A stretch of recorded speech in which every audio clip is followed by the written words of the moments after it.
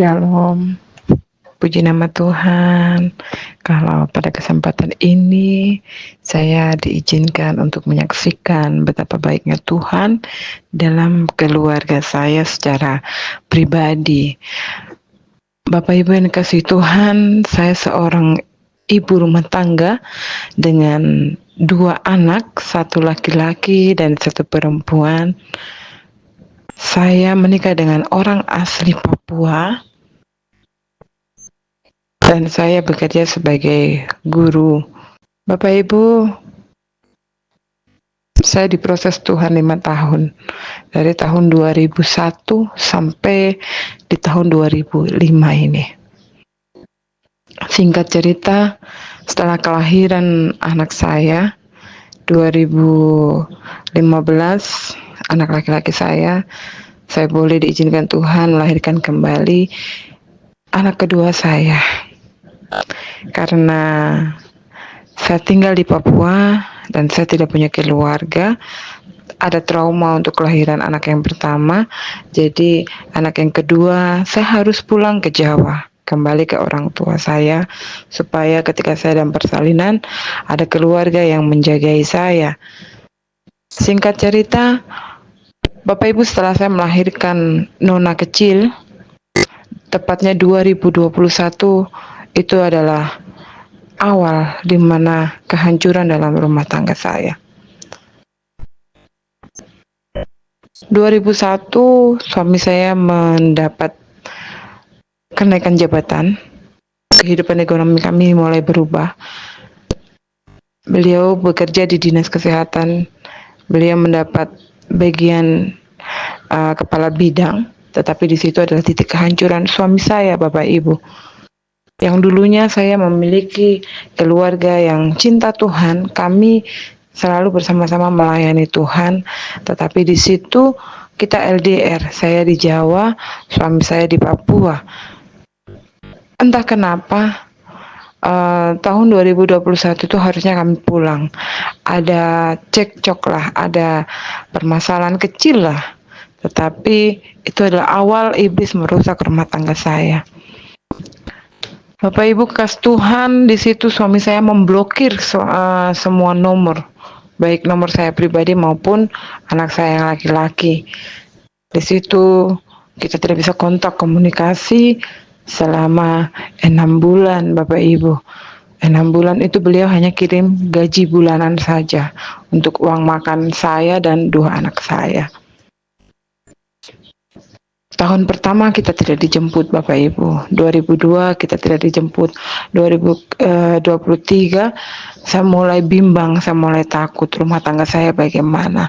Karena tidak ada komunikasi sama sekali, nomor sudah diblokir.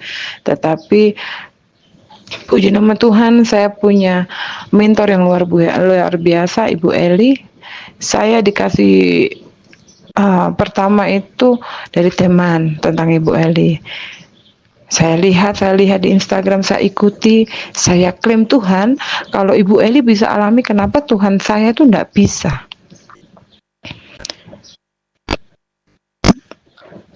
Pada akhirnya saya harus merelakan diri untuk sabar, terus bergumul, berdoa. 2023 akhir, Bapak Ibu, saya tembus pegawai negeri sipil di Papua. Otomatis mau tidak mau saya harus pulang ke Papua dan mengurus berkas, Bapak Ibu. Saya telepon Ibu Eli, saya pulang ke Papua. Akhirnya suami jemput, mertua jemput. Saya pikir pulang ke Papua itu adalah titik di mana saya akan memulai hidup baru, babak baru.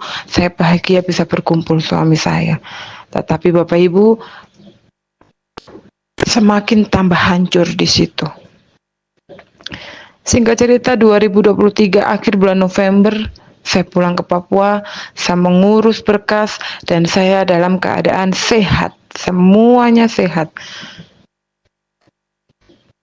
Saya pulang ke Papua, saya pulang dengan kedua anak saya, tetapi suami saya tidak pernah pulang, Bapak Ibu.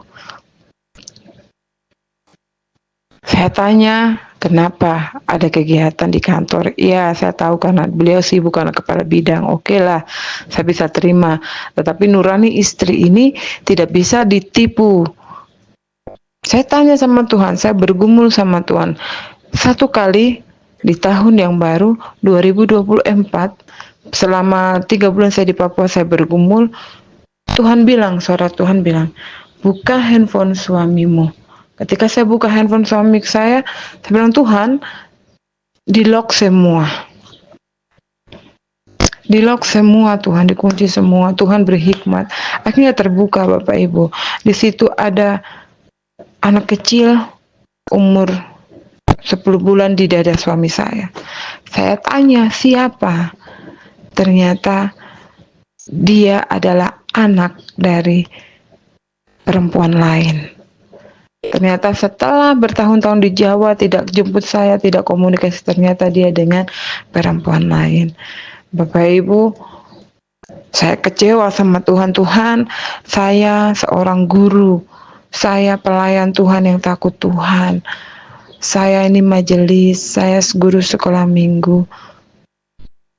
Saya menikah dengan mertua saya, ini adalah majelis dan anaknya pendeta, Bapak Ibu, yang sangat menyedihkan. Tetapi suami saya berkhianat. Bukan hanya itu saja, setelah ketahuan selingkuh dan punya anak, kelakuannya semakin menjadi. Entah itu dikasih kuasa pelet atau apa, Bapak Ibu, saya tidak tahu. Tetapi suami saya itu tidak pernah pulang. Berbulan-bulan dia hanya pulang ke rumah itu 2 malam, turun lagi ke Nabire.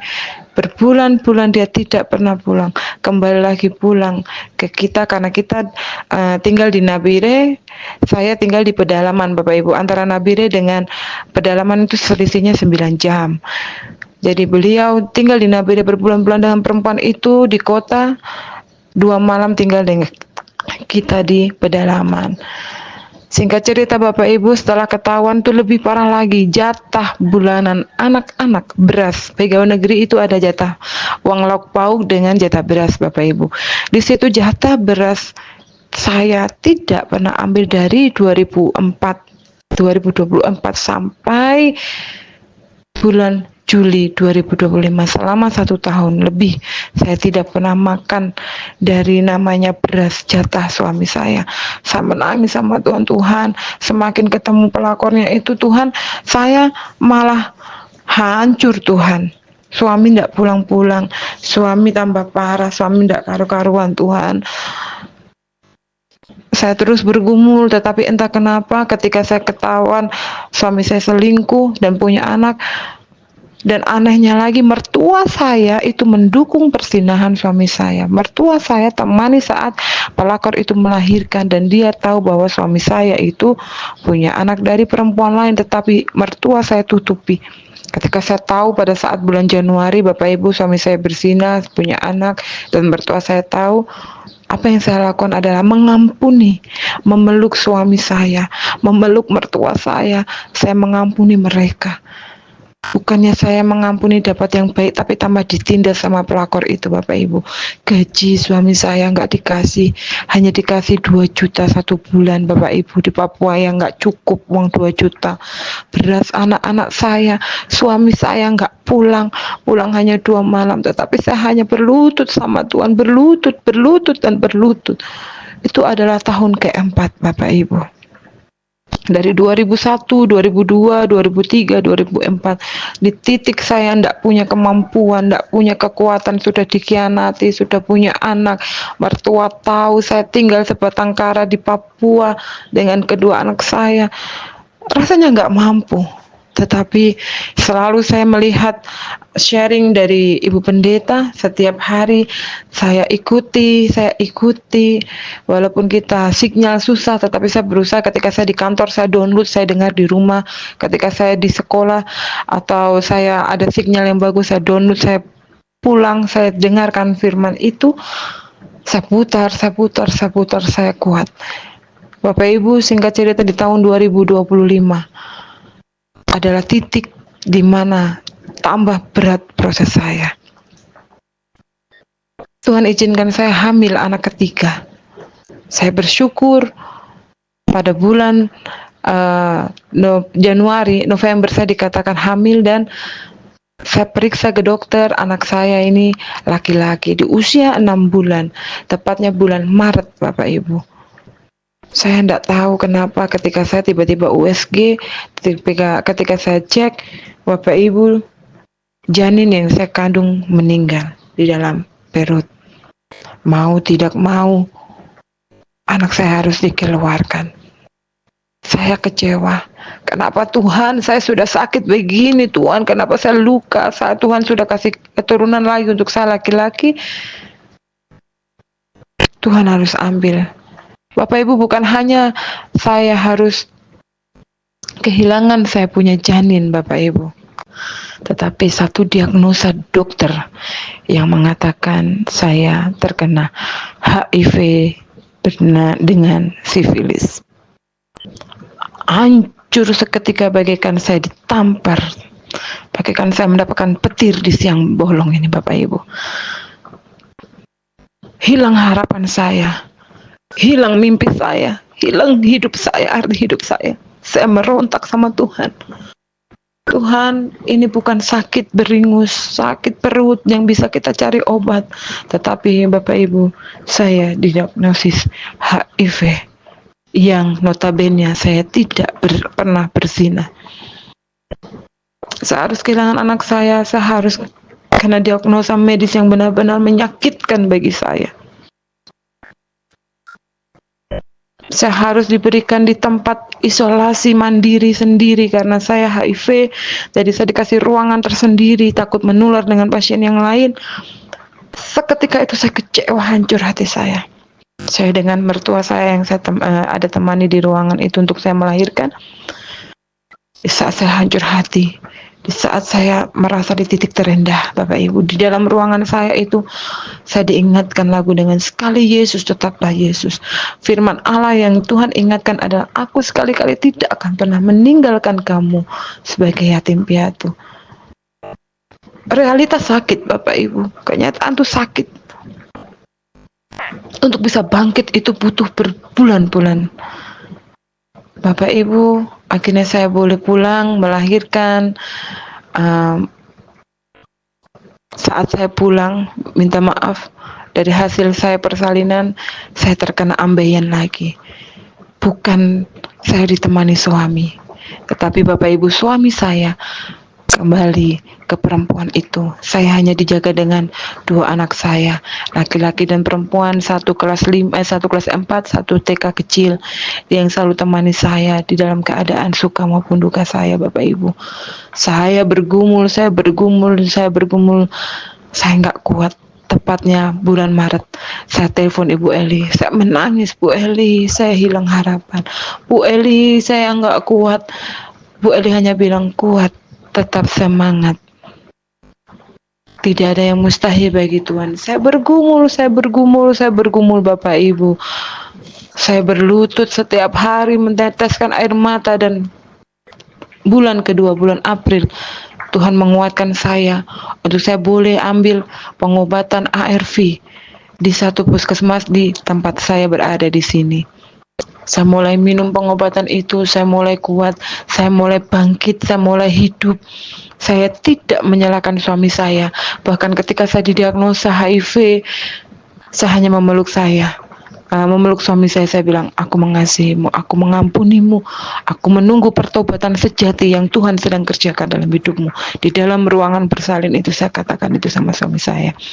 Bapak Ibu, singkat cerita, bulan Mei saya dapat informasi dari teman rekan kerja saya bahwasanya si pelakor itu bukan jauh lebih baik daripada saya. Dia sudah kawin lepas. Suami saya adalah suami ketiga. Perempuan itu bukan perempuan yang baik-baik Bapak Ibu. Dan saya juga dengar informasi bahwasanya setelah anak saya meninggal pada bulan Maret, bulan April selang 1 minggu, perempuan dari suami saya itu juga melahirkan dan anaknya meninggal. Saya senangkah, saya sukacitakah, saya sedihkah? Bapak Ibu, saya hanya bilang, Tuhan, terima kasih, ini belum selesai. Bapak Ibu, bulan Juni suami saya pulang ke rumah tanggal 19 Juni. 2025 kemarin, Bapak Ibu. Suami saya sakit dalam keadaan yang tidak baik. Saya antar beliau ke rumah sakit dengan diagnosa sama, HIV, dengan sifilis, dengan TB. Bapak Ibu, saya peluk dia, saya doakan dia tidak mau. Saya bilang kita ambil pengobatan, dia tidak mau. Karena dia malu, karena dia orang medis, dia tertular sendiri dengan kelakuannya. Saya diam, Bapak Ibu. Berapa hari dia sakit yang tidak baik itu saya rawat dengan kasih bersama anak-anak.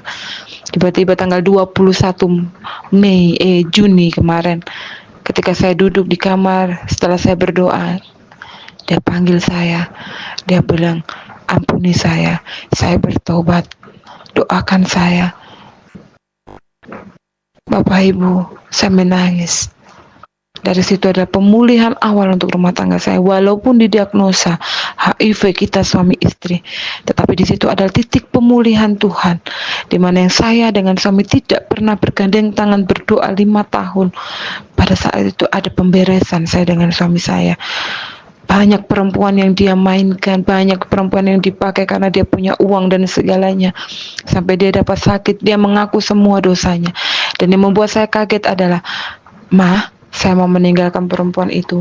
Kasih saya waktu, kasih saya kesempatan. Saya mau hidup kedua kali kalau Tuhan kasih kesempatan. Saya mau menjadi seorang hamba Tuhan, majelis. Saya mau full timer seperti dulu. Saya dapat kamu adalah saya sebagai full timer. Saya mau melayani Tuhan. Saya, kamu, dan anak-anak kita melayani Tuhan. Bapak Ibu, saya menangis, saya tersungkur. Betul, Pak. Betul, Pak. Iya. Mungkin ini cara Tuhan untuk menyadarkan saya. Saya anak seorang pendeta yang membuat malu orang tua saya. Saya minta ampun, Ma. Dia datang sama bapaknya, sama ibunya. Saya minta ampun, Bapak, Mama. Di situ ada titik pemberesan saya dengan keluarga besar bapaknya. Dan setelah kita mengadakan pemberesan Bapak Ibu, setiap hari bapaknya mau membangun misbah kembali dengan kedua anak saya, dengan saya sendiri, bahkan dengan papahnya. Yang nggak pernah dia dengarkan puji-pujian. Di situ di telinganya selalu ada puji-pujian. Selalu ada firman yang Bu El itu saya selalu putar untuk dia. Selalu kita berdoa bergandengan tangan. Kita berdoa bersepakat bersahati Tuhan secara medis. HIV tidak bisa disembuhkan. Tetapi Tuhan itu bukan dari akhir selesai kehidupan kami berdua. Tuhan pakai kami, beri kesempatan kami untuk kesempatan kedua kalinya saya dan suami melayani Tuhan. Bapak Ibu, memang tidak mudah untuk kami lewati, tetapi doakan bapaknya bisa meninggalkan perempuan itu pelan-pelan, dan kami berdua bisa menjadi kemuliaan Tuhan, saksi Tuhan di tanah Papua, di mana saya harus jauh-jauh meninggalkan Jawa untuk mengikuti suami. Saya mau menjadi berkat, keluarga saya menjadi berkat. Ibu Gembala, Kak Frans, terima kasih buat kesempatan yang diberikan untuk saya bersaksi untuk kemuliaan nama Tuhan. PD Victory, buat ibu-ibu di luar sana, tetap semangat, jalani proses kehidupan. Kalau saya bisa mengalami Tuhan, semua kekasih Tuhan juga bisa mengalami kuasa Tuhan. Tuhan Yesus memberkati.